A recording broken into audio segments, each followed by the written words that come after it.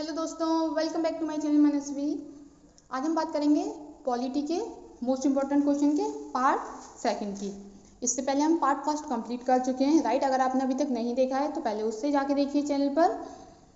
चलिए स्टार्ट करते हैं। पार्ट फर्स्ट में हम कर रहे थे, हमने ये सब पढ़ लिया था, प्लेटो के न्याय सिद्धांत की विशेषताएं। और ये वाला क्वेश्चन वीडियो में कुछ प्रॉब्लम हो गई थी तो वो वीडियो पूरी अपलोड नहीं हो पाई थी, तो हमारा ये क्वेश्चन रह गया था, प्लेटो के दार्शनिक राजाओं के सिद्धांत की आलोचनात्मक विवेचन करो। मैंने पहले भी बोला है, अगर कोई क्वेश्चन का आंसर मॉडल में बहुत अच्छी तरीके से एक्सप्लेन किया हुआ है तो वो क्वेश्चन का आंसर हम मॉडल से करेंगे, और बाकी जो मॉडल में नहीं होगा वो हम नोट्स के थ्रू करेंगे, राइट। चलिए देखते हैं। ये हम पढ़ चुके हैं, स्टेटमेंट हमने कर लिया था, राइट। ये हमने कर लिया था पहले। इसका आंसर देखते हैं। ये यहाँ पर भी है, मॉडल में आंसर दिया भी हुआ है। तो क्या है आंसर में, क्या बोलता है ये? प्लेटो सुकरात का शिष्य था, ये हम पहले भी बात कर चुके हैं। यद्यपि प्लेटो का जन्म अभिजात कुल में हुआ, फिर भी वह इतनी योग्यता रखता था कि वह एथेंस के शासक वर्ग में सम्मिलित हो सके। परंतु तत्कालीन प्रजातंत्र ने जब उसके गुरु कौन थे? सुकरात, उसे जहर देकर मृत्युदंड दिया तो उसका विचार बदल गया। उसने निश्चय किया कि वह अपने गुरु के सिद्धांतों का प्रचार करेगा, राइट। कुछ समय के बाद उसने विभिन्न देशों में भ्रमण करना प्रारंभ किया, अनेक शासन व्यवस्थाओं का अवलोकन किया, और एथेंस में उसने ऐसे राज्य की रूपरेखा अपने ग्रंथ में चित्रित की। वेट करिए एक मिनट, राइट। तो उसने क्या करा? उसने शासन व्यवस्थाओं का अवलोकन किया और अपने एक ग्रंथ में ऐसे राज्य को चित्रित किया जो तत्कालीन राज्यों में सर्वश्रेष्ठ है, ठीक है। उस राज्य का नाम उसने आदर्श राज्य रखा, जो हम आदर्श राज्य का सिद्धांत पढ़ चुके हैं। और उस आदर्श राज्य के राजा को क्या बोला उसने? दार्शनिक राजा बोला, राइट। आगे चलते हैं। अब इसने बोला है कि प्लेटो के दार्शनिक शासन के संबंध में महत्वपूर्ण तथ्य निम्नलिखित हैं। पहला क्या है? राजनीति और दर्शन में समन्वय होना चाहिए। क्या राजनीति और दर्शन में क्या हो? समन्वय हो। देखते हैं। प्लेटो ने यूनान की राजनीतिक दुर्बलताओं से चिंतित होकर उसमें सुधार हेतु राजनीतिक और दर्शन में समन्वय करने का प्रयत्न किया। उसने अपने ग्रंथ रिपब्लिक में यह विचार रखा कि मानव मन और राज्य का प्रत्येक पहलू मन के एक तत्व की सृष्टि है। क्या है? उसने जो मनुष्य के मन को किससे जोड़ा है? राज्य से जोड़ा है।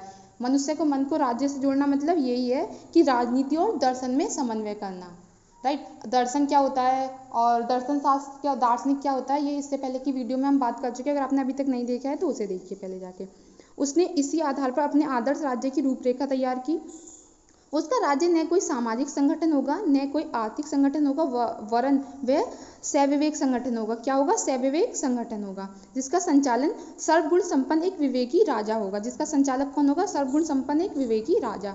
उसके विचार में ऐसे आदर्श राज्य का शासक कोई दार्शनिक व्यक्ति ही हो सकता है। सिंपल है, हम बात कर चुके हैं। तो उसके विचार में एक जिस व्यक्ति में सभी गुण हो वो किस में होंगे? प्लेटो के अकॉर्डिंग वो सिर्फ एक दार्शनिक व्यक्ति में होंगे। अतः उसने अपने आदर्श राज्य की बागडोर दार्शनिक राजा के हाथ में देने का निश्चय किया।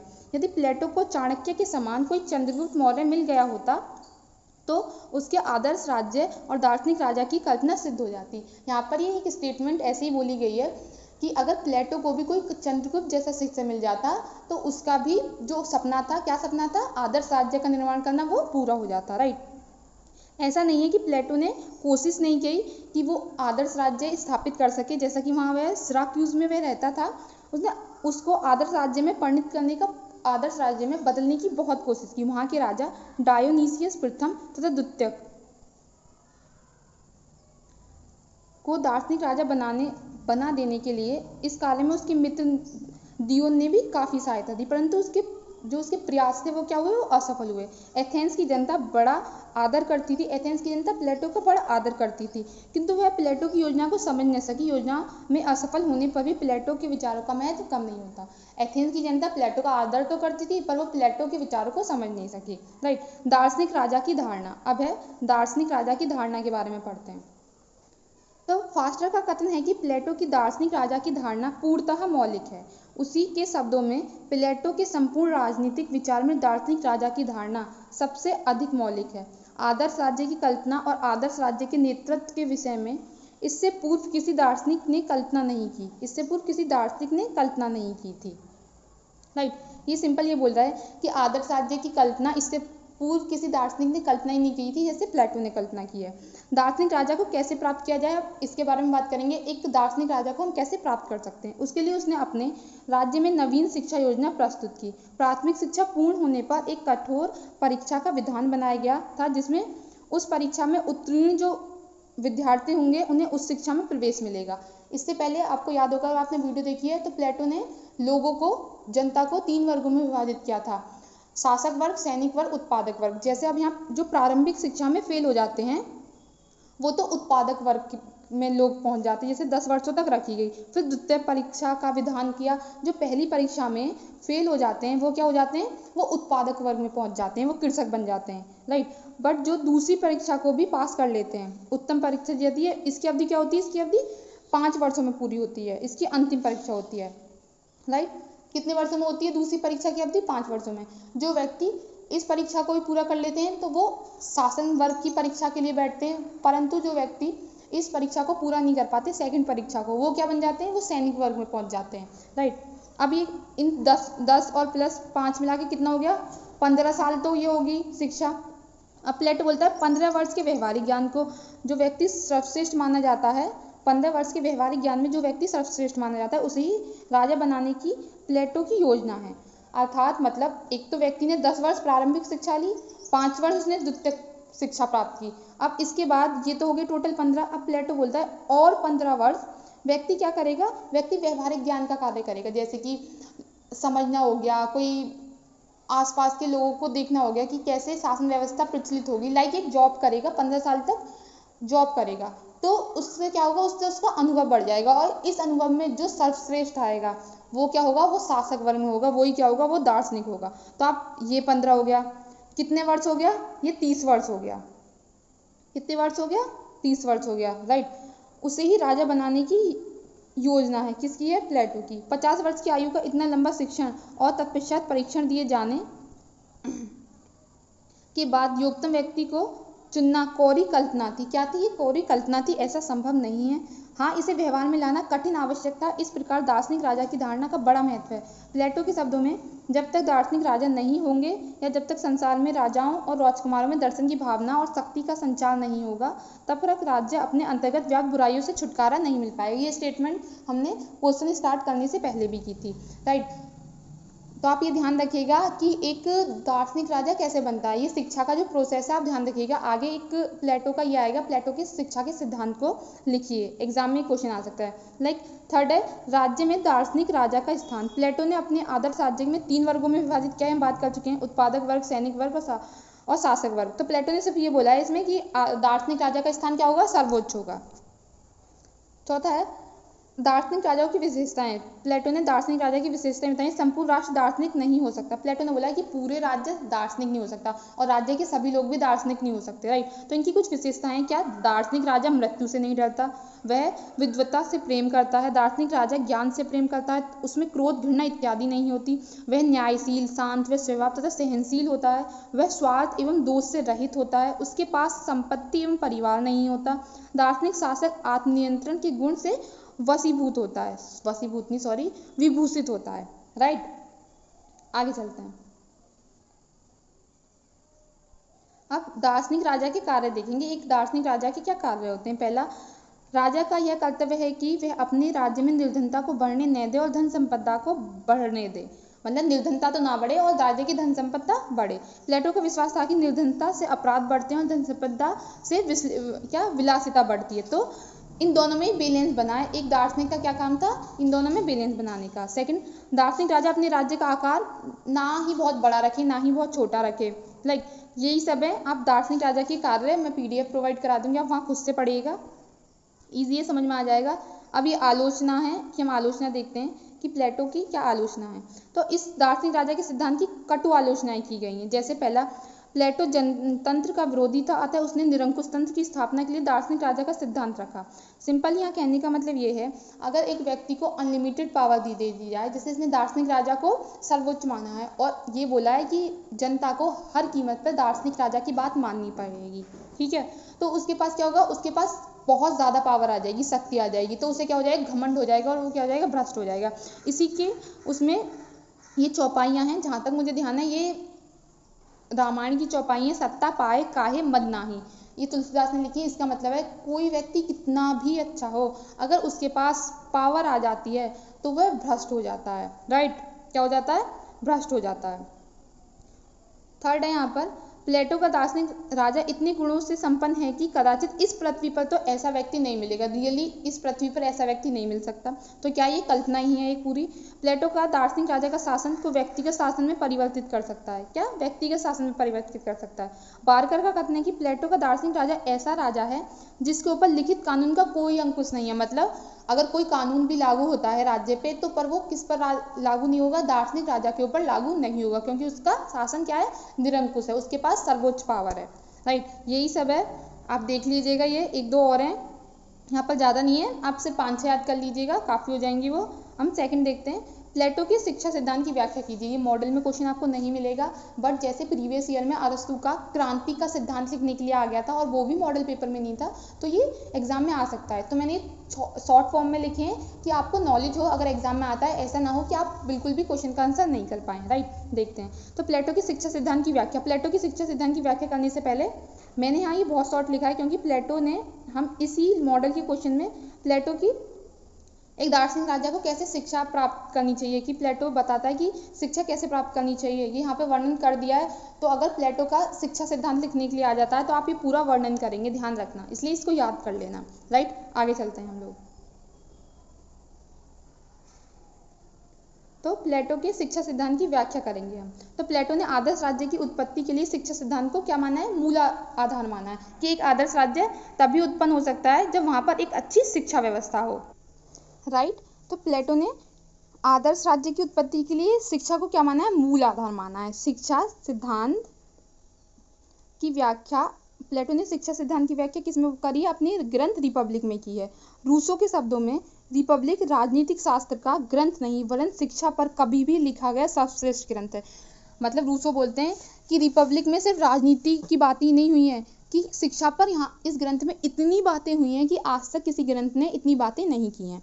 राइट, अब प्लेटो ने अपने आदर्श राज्य में न्याय की प्राप्ति के लिए 2 सिद्धांत बताए। न्याय की प्राप्ति का सिद्धांत हम प्लेटो का इससे पहले वाली वीडियो में पढ़ चुके हैं, ये बहुत इंपॉर्टेंट टॉपिक है।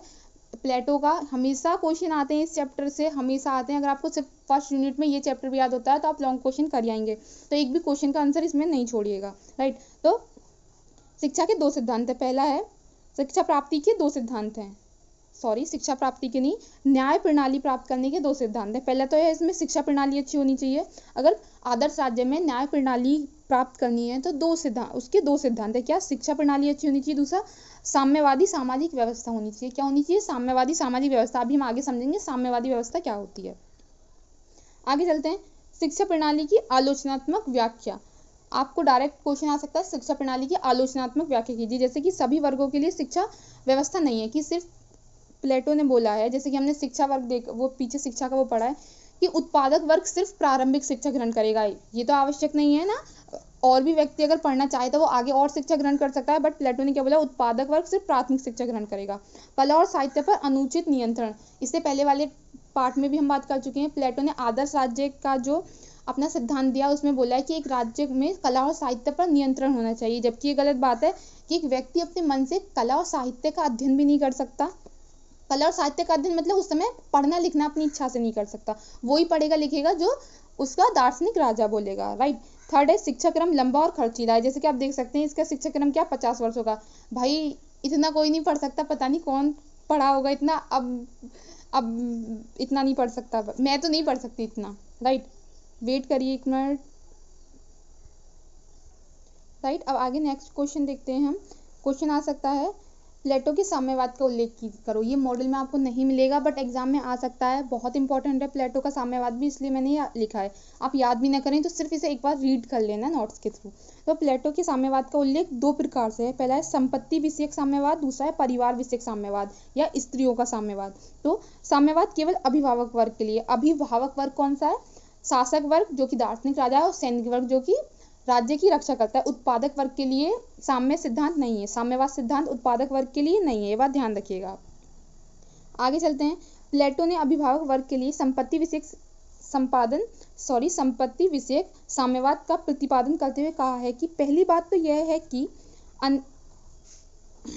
सॉरी दोबारा देखते हैं। पहले मैं आपको डेफिनेशन बताती हूँ फिर एक्सप्लेन करूँगी।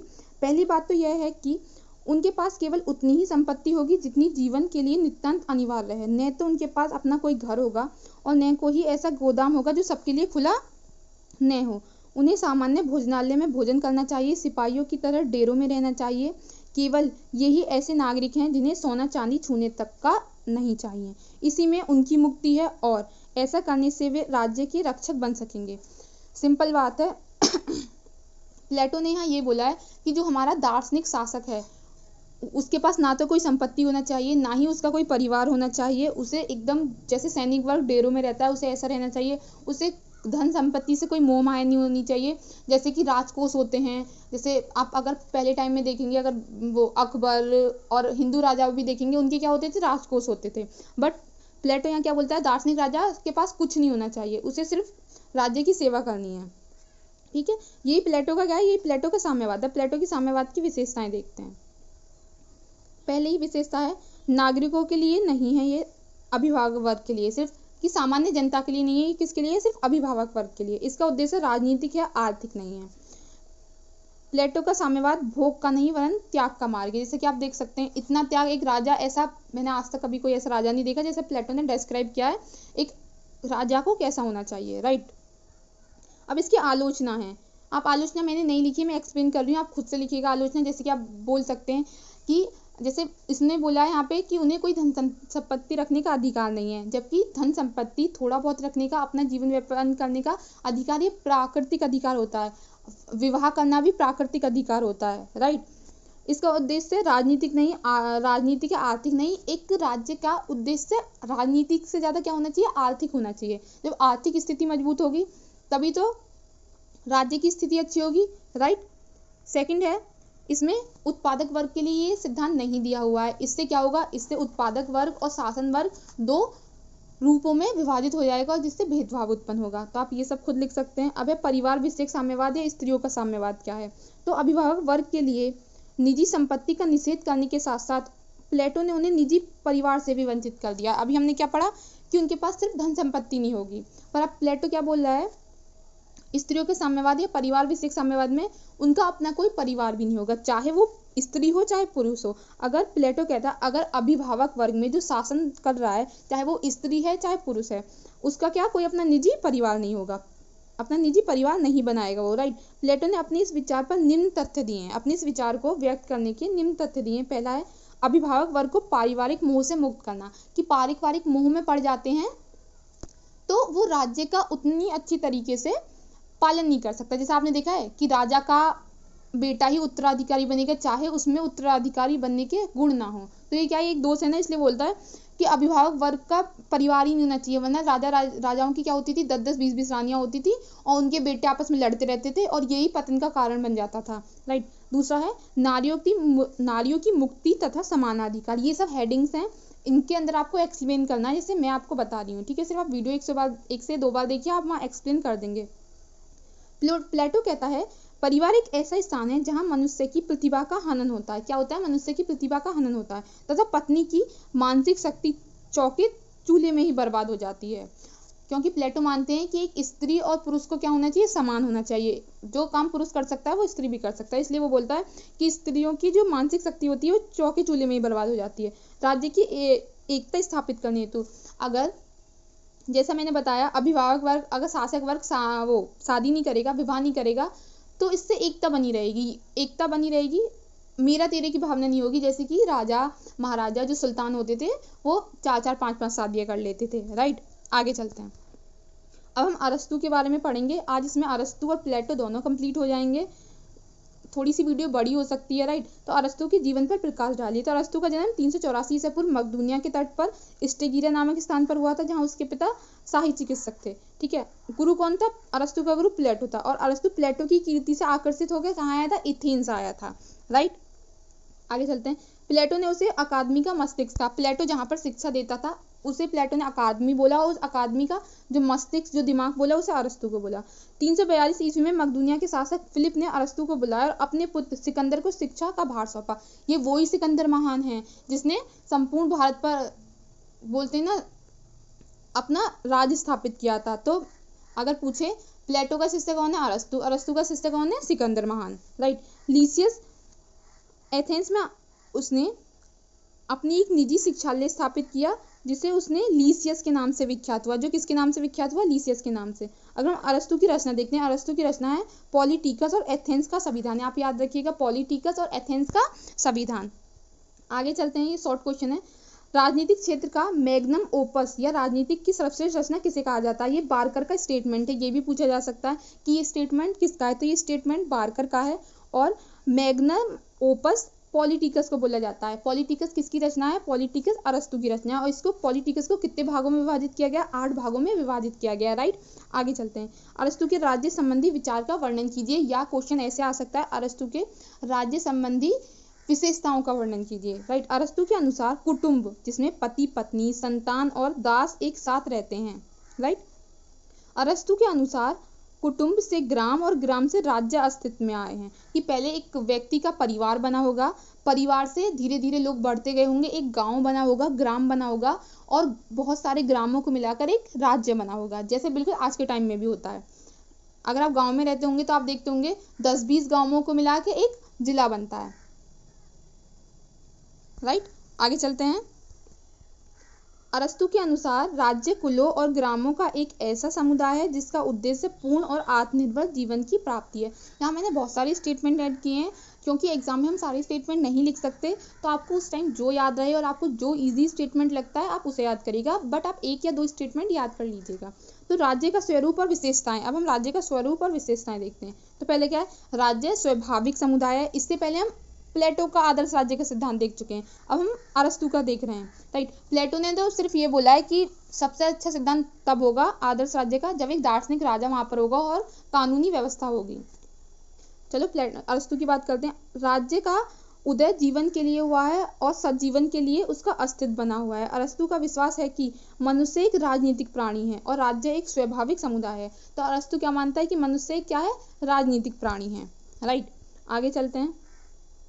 राज्य व्यक्तियों से पूर्व का संगठन है। समय की दृष्टि से परिवार पहले है, परंतु प्रकृति की दृष्टि से राज्य पहले है। जैसे हम बोलते हैं ना, हम भारतीयों में भी होता है, जो फौज वौज की भी तैयारी करते हैं, लाइक कि खुद बलिदान हो जाएंगे पर अपने देश को कुछ नहीं होने देंगे, तो हमसे पहले क्या है? हमारा राज्य है। तो यही बोला गया है कि राज्य व्यक्ति से पूर्व का संगठन है, राइट। तीसरा, राज्य सर्वोच्च समुदाय है। समुदाय बहुत सारे होते हैं, जैसे परिवार का समुदाय, ग्राम का समुदाय, तो इन सब में क्या है? राज्य सर्वोच्च समुदाय है, राइट। आगे चलते हैं। राज्य का स्वरूप क्या है? जैविक स्वरूप है। राज्य एक आत्मनिर्भर संगठन है। क्या है? राज्य एक आत्मनिर्भर संगठन है। अब अरस्तु का आदर्श राज्य का सिद्धांत देखते हैं। हम इससे पहले प्लेटो के आदर्श राज्य का सिद्धांत देख चुके हैं, अरस्तु का आदर्श राज्य का सिद्धांत देखते हैं। पॉलिटिकस की 7वीं पुस्तक में अरस्तु प्लेटो के लॉज से प्रेरणा ग्रहण करते हुए अपने आदर्श राज्य का सुंदर और व्यापक चित्र प्रस्तुत करता है। किससे प्रेरणा लेके करता है? प्लेटो की पुस्तक लॉज से। आप ध्यान रखिएगा, प्लेटो की पुस्तक रिपब्लिक के अलावा प्लेटो की पुस्तक का और क्या नाम है? Laws, right. अरस्तु ने आदर्श राज्य की निम्नलिखित विशेषताएं बताई हैं। पहली विशेषता है, आदर्श राज्य का लक्ष्य व्यक्तियों का नैतिक विकास है। क्या है? व्यक्तियों का नैतिक विकास है। जैसे अरस्तु की प्रसिद्ध उक्ति है, राज्य जीवन के लिए अस्तित्व में आया है और वह अच्छे जीवन के लिए अस्तित्व में बना हुआ है। यहाँ पर अच्छे जीवन के से शब्दों का प्रयोग से क्या मतलब है? नैतिक जीवन में यहाँ पर अच्छे जीवन से प्रयोग किया गया है, शब्दों को प्रयोग किया गया, राइट। सेकंड है माध्यम मार्ग का सिद्धांत। माध्यम मार्ग का सिद्धांत मतलब या संवैधानिक तंत्री शासन का सिद्धांत। अब इससे पहले जब हमने प्लेटो का आदर्श राज्य का सिद्धांत पढ़ा था, तो प्लेटो उसे क्या मानता है? आंतरिक मानता है। प्लेटो ने वहां पर कोई कानूनी व्यवस्था नहीं करी है कि किसी व्यक्ति को दंड मिलेगा, नहीं। बट यहाँ पर अरस्तु क्या बोलता है? संवैधानिक सिद्धांत होना चाहिए, कानून नियम सब होने चाहिए, राइट। नगर राज्यों में 3 वर्ग होते हैं। पहला अत्यंत संपन्न वर्ग, दूसरा अत्यंत निर्धन वर्ग, तीसरा इन दोनों के बीच का मध्यम वर्ग। जैसे यहाँ पर मध्यम मार्ग का सिद्धांत बोला है, मध्यम मार्ग का सिद्धांत बोला है ना, तो प्लेटो का यह मानना है कि एक राज्य में या तो अत्यंत संपन्न वर्ग होगा या अत्यंत निर्धन वर्ग होगा, पर सबसे अच्छा क्या होता है वर्ग? जो मध्यम वर्ग होता है, इन दोनों के बीच का वर्ग होता है, जिससे संतुलन बना होता है और राज्य 2 भागों में विभक्त नहीं हो जाता है कि एक वर्ग तो बहुत ही अमीर है और एक वर्ग बहुत ही गरीब है, राइट। आगे चलते हैं।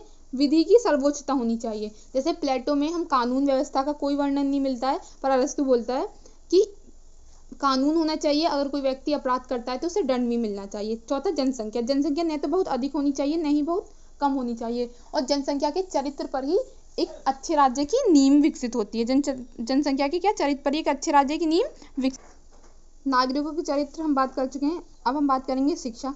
अरस्तु का कहना है कि एक अगर जिस राज्य में जनता को अच्छी शिक्षा प्राप्त होती है वही राज्य क्या होता है, आदर्श राज्य माना जाता है। आदर्श राज्य में विभिन्न वर्ग होते हैं। अरस्तु के अनुसार आदर्श राज्य के नागरिकों को कुल 6 वर्गों में, विशेषताएं नहीं है, कुल 6 वर्गों में विभाजित किया गया है, राइट।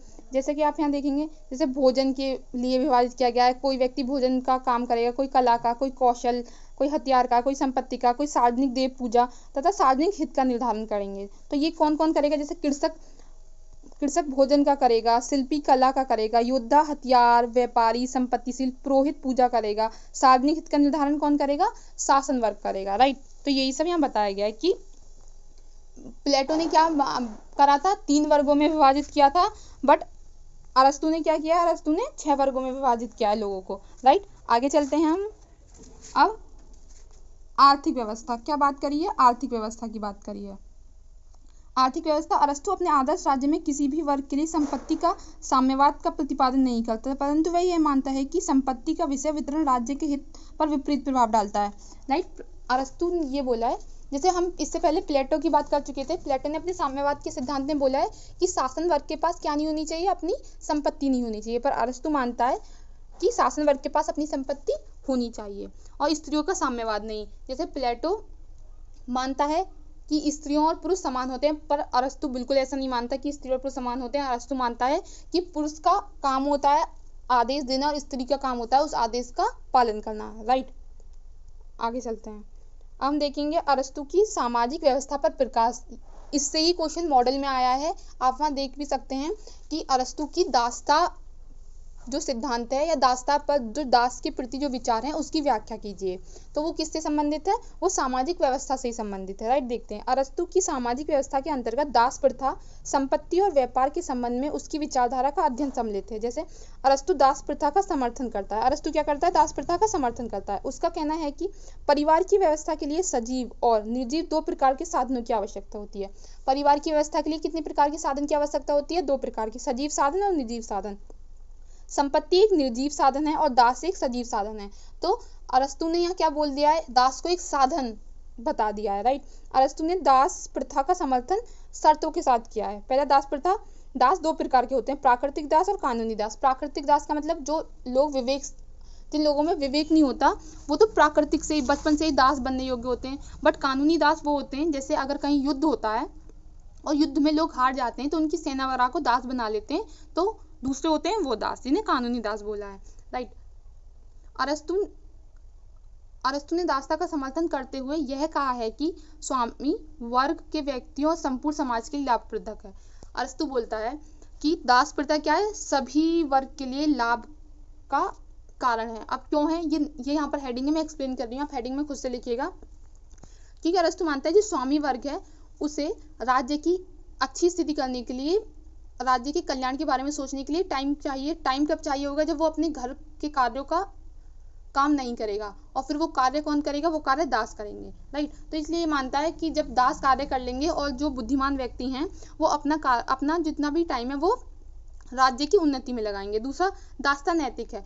अरस्तु बोलता है अगर एक व्यक्ति विवेक नहीं है उस व्यक्ति में और वो एक बुद्धिमान व्यक्ति का दास है तो वो भी ऑटोमेटिक क्या हो जाता है, होशियार हो जाता है। तो ये क्या है, एक नैतिकता है। तीसरा, राष्ट्रीय अर्थव्यवस्था तथा स्थायित्व का अंग है। जिस समय यूनानियों में उस समय बहुत ज्यादा प्रथा की थी दास रखने की, तो इस समय ये क्या था, एक स्थायित्व अंग था। अरस्तु ने दास प्रथा का समर्थन शर्तों के साथ किया। सॉरी ये रिपीट हो गया है क्वेश्चन, ये हम कर सकते हैं। अब शर्त क्या है, सभी दासों को मुक्ति का अवसर और आशा प्रदान किए जानी चाहिए। दासता जन्ममूलक नहीं होती है। अरस्तु का कथन है कि यूनानी निवासी सर्वाधिक बुद्धिमान होते हैं, इसी कारण वो दास नहीं हो सकते। दासों का अच्छी तरह पालन पोषण करना दासों तथा स्वामी दोनों के लिए हितकर है, राइट। ये तो होगी शर्तें दासों की। अब इसकी आलोचना देखते हैं। मानव समूह का विभाजन असंभव है। अगर अब अरस्तु कैसे बता सकता है कोई व्यक्ति विवेकशील, किसी व्यक्ति में विवेक नहीं है और किसी व्यक्ति में विवेक है, या कोई व्यक्ति बहुत होशियार है कोई व्यक्ति होशियार नहीं है।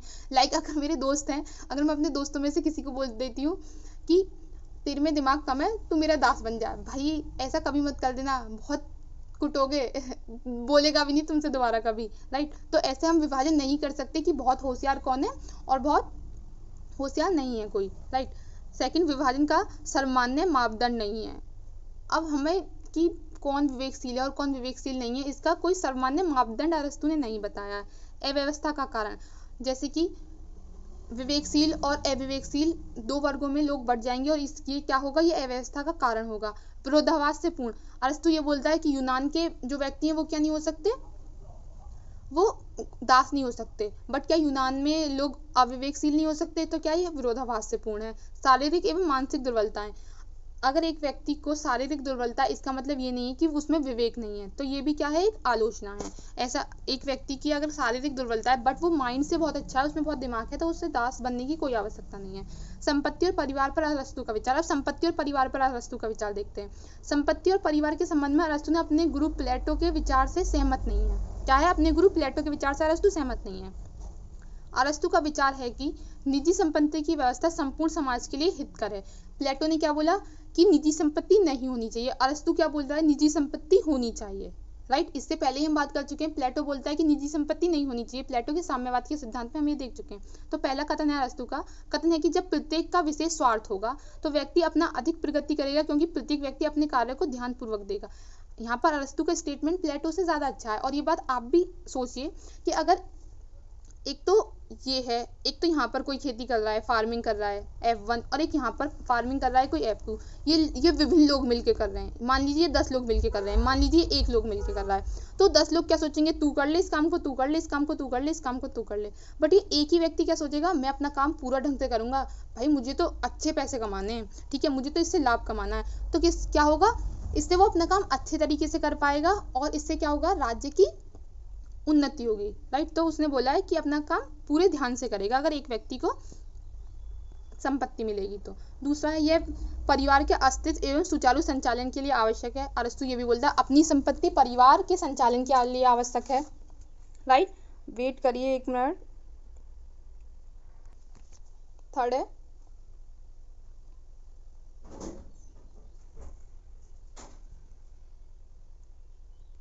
अरस्तु इसी में थर्ड पार्ट में बोलता है, इसकी थर्ड विशेषता बताते हुए, जिन व्यक्तियों के पास संपत्ति होती है वो इसका प्रबंध करना जानते हैं और अपने इस प्रकार के अनुभव के आधार पर वे राज्य के प्रबंध में भी उपयोगी सिद्ध होते हैं, राइट। तो फास्टर के अनुसार अरस्तु निजी संपत्ति को एक साधन, एक यंत्र मानते हुए इस बात पर बल देता है कि सच्ची संपत्ति सदा ही सीमित होनी चाहिए। मतलब अरस्तु ये भी बोलता है कि संपत्ति ना तो बहुत अधिक हो ना ही बहुत कम हो, संपत्ति सिर्फ एक व्यक्ति के पास इतनी होनी चाहिए जिससे उसका आराम से जीवन व्यापन हो सके, राइट। आगे चलते हैं, परिवार पर अरस्तु के विचार। अब परिवार पर अरस्तु के विचार देखते हैं। परिवार, तो अरस्तु प्लेटो के स्त्री साम्यवाद को स्वीकार नहीं करता, जैसे कि हम पहले देख चुके हैं। अरस्तु के अनुसार स्त्री, पुरुष तथा स्वामी और दास के योग से जो समूह बनता है वही परिवार है, राइट। परिवार का आधार विवाह है जो अपने आप में एक पवित्र संस्था है। परिवार ने ही राज्य की उत्पत्ति को संभव बनाया है। सिंपल, यहाँ पर जैसा कि अगर हम प्लेटो के बारे में देखें तो प्लेटो ने क्या बोला है कि शासन वर्ग को विवाह नहीं करना चाहिए, बट अरस्तु यहाँ पर बिल्कुल उल्टा बोलते हैं कि विवाह ही क्या है, परिवार का आधार है और परिवार से क्या बना है, राज्य का निर्माण हुआ है। अरस्तु प्लेटो के समान स्त्री पुरुष की समानता में भी विश्वास नहीं रखता। उसके अनुसार पुरुष का विशेष गुण आदेश देना है और स्त्री का विशेष गुण आदेश का पालन करना है, ये हम पहले ही देख चुके हैं। अरस्तु मानता है कि विवाह के समय स्त्री की आयु क्या होनी चाहिए, 18 वर्ष, और पुरुष की आयु क्या होनी चाहिए, 37 वर्ष होनी चाहिए, तथा वे अंगहीन तथा भद्दे अंगों वाली संतानों का पालन पोषण राज्य द्वारा प्रतिबंधित होना चाहिए। क्या होना चाहिए, अगर कोई संतान अंगहीन हो जाए और भद्दी हो जाए, उसका जो पालन पोषण है वो राज्य द्वारा नहीं होना चाहिए, क्या कर देना चाहिए, उसे प्रतिबंधित कर देना चाहिए। आज के लिए इतना ही। अरस्तु और प्लेटो हमारे दोनों टॉपिक खत्म होते हैं और हमारी इसी के साथ पहली यूनिट भी खत्म हो जाती है। अगर